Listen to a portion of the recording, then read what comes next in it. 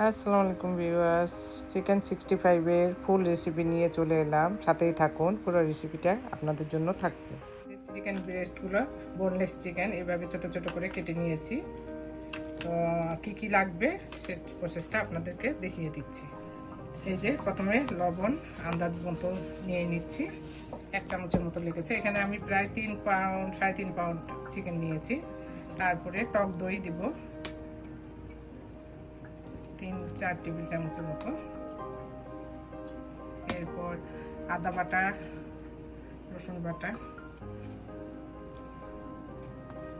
3 চামচের মতো দিয়েছি।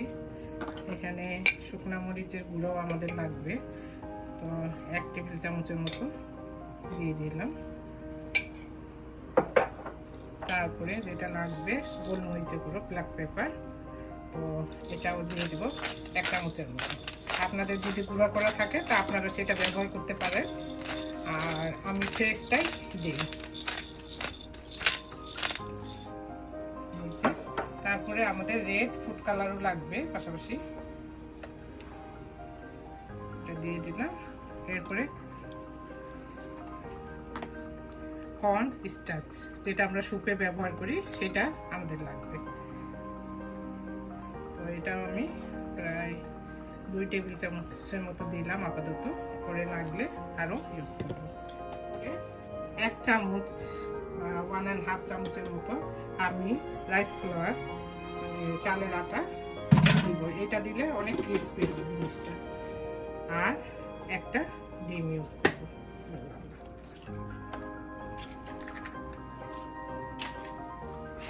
এরপরে মাখাই করবো, এইভাবে মেখে নেবেন। আর এটা আধা ঘন্টা রেস্টে রেখে দিবেন ম্যারিনেট হওয়ার জন্য, যেন ভিতর পর্যন্ত জিনিসটা ঢুকে। লেবু রসও দিতে হবে, তা আমি ভুলে গেছিলাম। তো এই পর্যায়ে আমি লেবু রসটা অ্যাড করছি।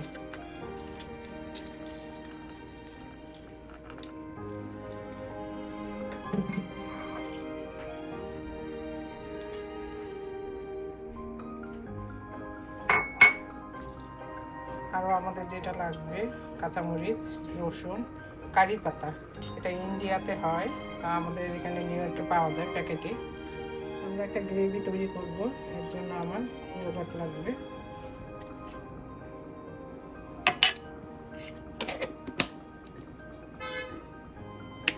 টমেটো কাঁচা ইয়োগার্ট নিয়েছি 2 টেবিল চামচ। টমেটো কাঁচা নিলাম 1 টেবিল চামচ। সয়া সস,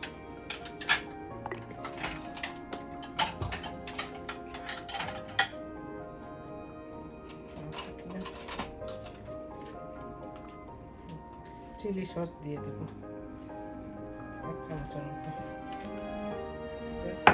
এটা মিক্স করে পরে আমরা গ্রেভির জন্য এটা ইউজ করি।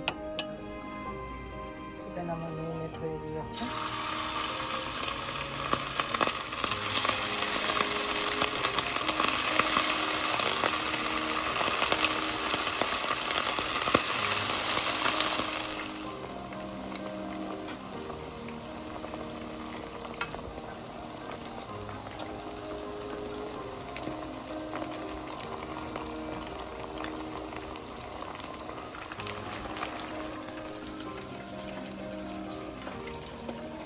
তেলটা গরম হয়ে এসেছে, আমি আগে রসুনগুলো দিয়ে দেবো, তারপরে কাঁচামরিচ।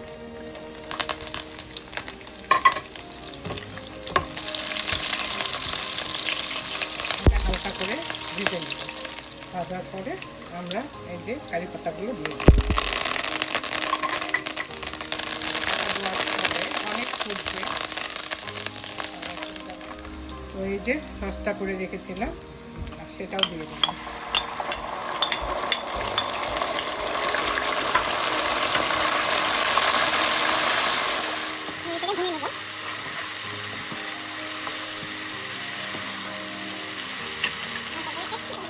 দেখুন সসটা যখন এরকম হয়ে আসবে, ভেজে রাখা পুরো চিকেনটাই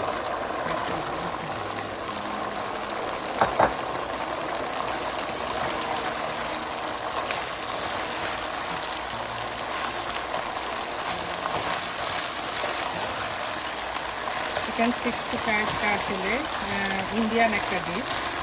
ইন্ডিয়ানরা অনেক খায় এই জিনিসটা। এই যে আমার হয়ে গিয়েছে, দেখুন কতটা লোভনীয় হয়েছে।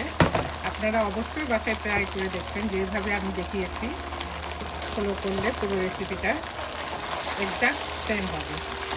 তো ততক্ষণ পর্যন্ত ভিউয়ার্স ভালো থাকুন, আমার চ্যানেলের পাশে থাকুন। আমি নতুন নতুন ভিডিও নিয়ে আবার হাজির হব। ততক্ষণ পর্যন্ত আল্লাহ হাফেজ।